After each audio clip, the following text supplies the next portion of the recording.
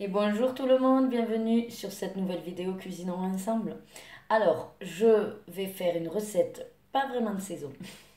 Je vais faire une soupe de butternut au chorizo. Plus précisément une crème de butternut au chorizo. Pourquoi? Parce qu'en fait, on a planté des butternuts. Et là, ça y est, on les ramasse. Et j'en ai à peu près pour là, ce que m'a ramassé Loïc. Le premier pesait 2,8 kg.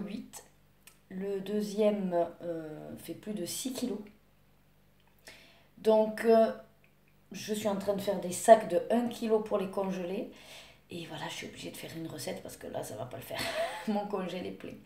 Donc, voilà ce que je vous propose comme recette pour ce midi ou ce soir. Allez, c'est parti. Alors, j'espère que vous verrez bien. J'ai pas forcément envie d'allumer la lumière. Mais ma cuisine est un peu... Alors, je sais pas si vous allez voir, j'ai lavé mes mains. Mais à force de faire le butternut, j'ai une couche de pellicule qui s'est formée. Et j'ai l'impression de me peler comme un lézard. C'est vraiment très bizarre. Bon, mais c'est le butternut. De toute façon, je me suis lavé les mains, mais j'en ai encore à découper. Ben, si vous le voyez, là derrière, voilà. Ça, c'est le deuxième que je suis en train de faire morceau par morceau. Et je suis pas couchée. Donc ça, c'est notre butternut pour la soupe. Donc il y a 700 g de butternut. Il nous faut du chorizo. Et le reste, en fait, on va voir au fur et à mesure. J'ai pas vraiment préparé aujourd'hui. C'est un peu une vidéo freestyle. Donc on va mettre les butternuts, déjà, c'est sûr. Hop. Alors, le bouillon, donc c'est, vous voyez, 1 cube plus 850 d'eau. Donc, je vais d'abord mettre l'eau alors. 850.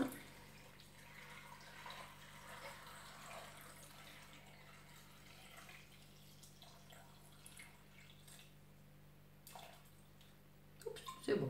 Et mon cube. 1 pour 850. Donc là, c'est 1 pour 500, mais bon. Écoutez, on va suivre. Alors, 15 tranches de chorizo sans la peau. Alors moi, je ne fais pas avec des tranches puisque j'ai acheté un morceau de chorizo. Donc je vais découper un petit morceau de chorizo que je vais mettre dedans. Hop. Alors sans la peau. Donc j'ai découpé, voilà, un morceau. J'ai enlevé la peau. Je vais découper des tranches, mais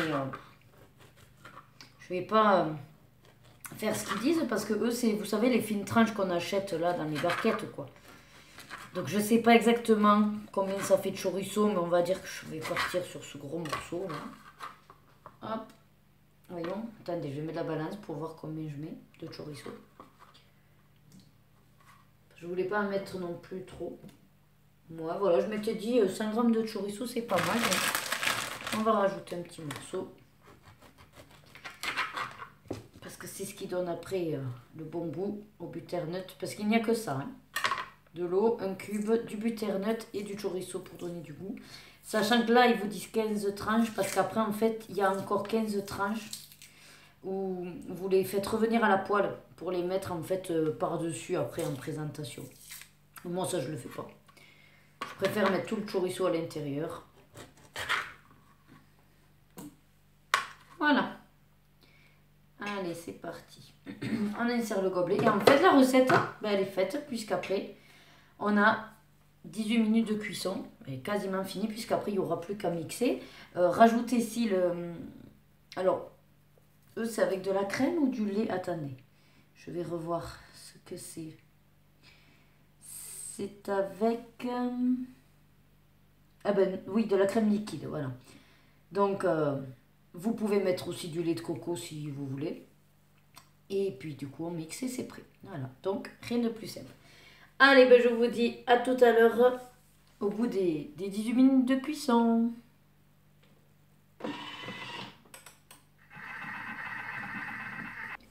Allez, nous revoilà. Donc, les 18 minutes sont passées. Je peux vous dire que ça sent super bon le chorizo. Oh, j'en ai peut-être mis un peu trop.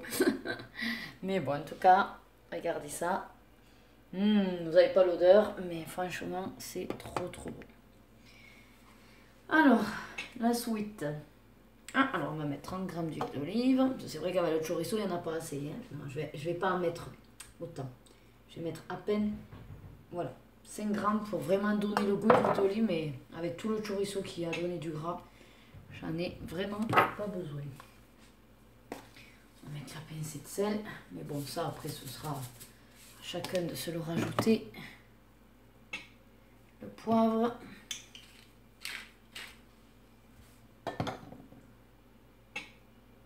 Et la crème. Alors, j'avais un fond. Tout petit fond, vraiment. Voilà, une lichette j'avais. Bon, je me suis dit, tant qu'à faire, autant l'utiliser. Et ensuite, hop.